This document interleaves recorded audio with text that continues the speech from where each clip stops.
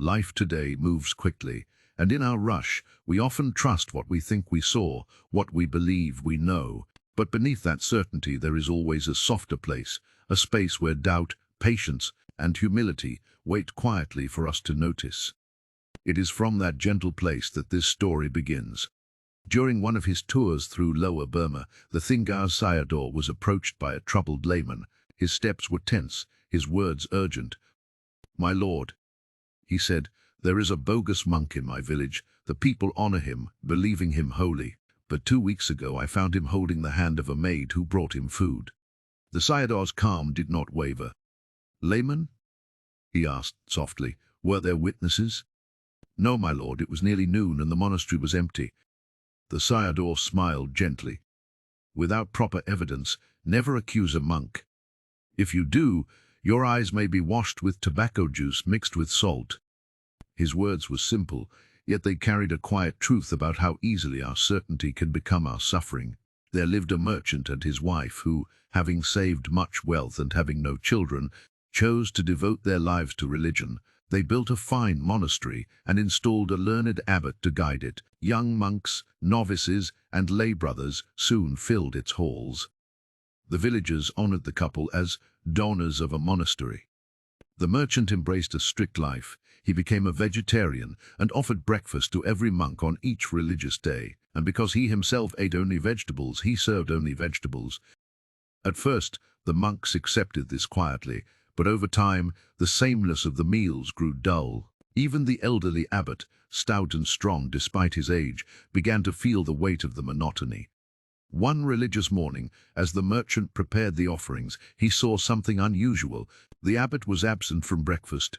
He asked where the venerable monk was, but the hall fell silent. Only after repeated questioning did a lay brother say the abbot was slightly indisposed.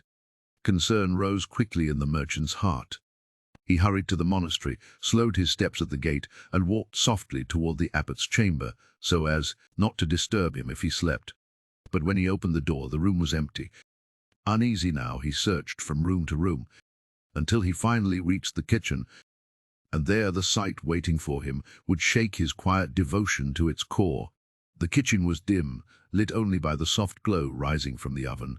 The merchant stepped inside quietly, still holding his breath, still hoping his worry had been misplaced, but then his eyes settled on the scene before him. There sat the abbot, stout, strong, dignified in age and learning, perched upright before the oven. In his hands were fried eggs, steaming gently as he ate them with unmistakable relish. The pan hissed softly, releasing the scent of oil and yolk into the air. For a moment, the merchant could not move. All the austerity he had practiced, all the devotion he had offered, the endless days of vegetable dishes prepared with care seemed to dissolve in that single instant. The sight struck him not with anger, but with a deep, bewildered sorrow, a quiet collapse inside his chest.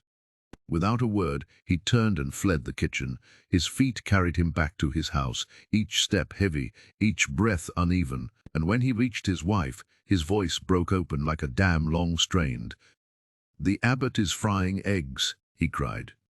"The abbot is frying eggs. I saw with my own eyes. He is frying eggs." His wife stared, startled, then shook her head firmly. "That is impossible," she said. "How can you accuse our venerable teacher of taking life? Such a thing cannot be." But the merchant's voice only grew more strained. "All the same, he was frying eggs. I saw it with my own eyes." His certainty, sharp and unwavering, created a fear of its own. The wife, troubled by her husband's insistence, called to the neighbors. She explained in trembling tones that some jealous spirit must have cast a spell on him, for why else would he accuse the revered abbot of such a thing? And when the neighbors arrived, they found the merchant still crying the same words, his voice rising again and again. "I saw with my own eyes he was frying eggs." Hearing this, their suspicion hardened into certainty. The merchant, they believed, had been bewitched.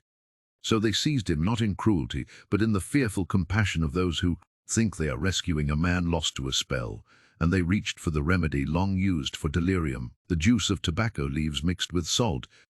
They held him steady, even as he struggled, and with grave determination they poured the stinging liquid into his eyes. The sharp burn forced him into silence, the world blurred, pain, eclipsing voice. Yet inside him nothing had changed. The sight he had witnessed still echoed clearly in his mind. He had not been mistaken. He had not imagined it. All that had changed was that his eyes now burned too fiercely for him to speak of it. He waited in quiet suffering until night, when the house had grown still. Then, in the privacy of their bedchamber, he whispered to his wife, "Foolish woman, I saw with my own eyes he was frying eggs." Her face tightened in alarm. "The attack has returned," she murmured. "I must call the neighbors again." And hearing this, the merchant felt the fear rise, not of spirits, not of monks, but of the burning cure he knew would follow. So he bowed his head and whispered meekly, "All right, all right." He was not frying eggs. The truth remained within him, but he surrendered his voice to protect his eyes. In the dim stillness of their chamber, after the whispered surrender left his lips, the merchant felt something inside him fold quietly. It was not acceptance, and it was not peace. It was simply the weight of knowing what he had seen, and knowing he could no longer speak of it. His wife watched him with worried eyes, her breath uneasy, her hands trembling with the fear of losing him to a madness she believed had returned. She did not doubt his goodness.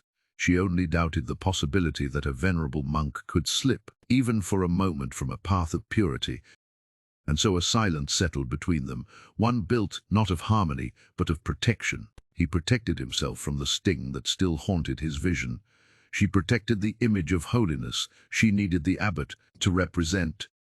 Outside, the village moved with its usual rhythm, yet the merchant lived that day in a kind of inward dusk, knowing that truth, when unwelcome, can feel heavier than a lie. His eyes still smarted faintly, a reminder of how quickly certainty can be punished when it disrupts what others wish to believe.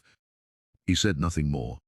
Neither did she, and in that shared quiet, the world around them remained unchanged, while the world within him shifted, leaving behind a space that only tenderness or time could one day mend. The days that followed held no great commotion, no further accusation, no new dispute, but inside the merchant's heart, a gentle ache remained, not only from what he had witnessed, but from how fiercely others had denied the possibility of it. He had seen something that did not fit the image his village held dear, and because they were not ready to face the discomfort of that truth, they believed he must be the one who had faltered. The abbot continued his life, the monastery breathed as it always had, and the merchant, though outwardly calm, carried the memory with a quiet resignation. Sometimes he would blink and still feel the faint sting of the tobacco wash, reminding him of the Sayador's earlier warning to the layman that without evidence, accusations become burdens, not only for the accused, but for the one who speaks them. And yet, in his case, the burden came not from speaking falsely, but from speaking truly in a world unprepared to listen. He chose silence. Not because he doubted himself, but because sometimes peace requires letting the heart rest where understanding cannot be reached. And in that silent acceptance, he found a small, bittersweet stillness. If this story settled softly within you, if it reminded you of the complexity of seeing, of believing, of speaking truth in a world that does not always welcome it, then let this space be a place you return to when you wish to breathe more slowly and listen more deeply. If you feel called, you may subscribe, like, or share your thoughts in the comments, not as a task, but as a quiet step toward keeping these moments of reflection alive. May your path be gentle, and may your eyes see clearly without pain.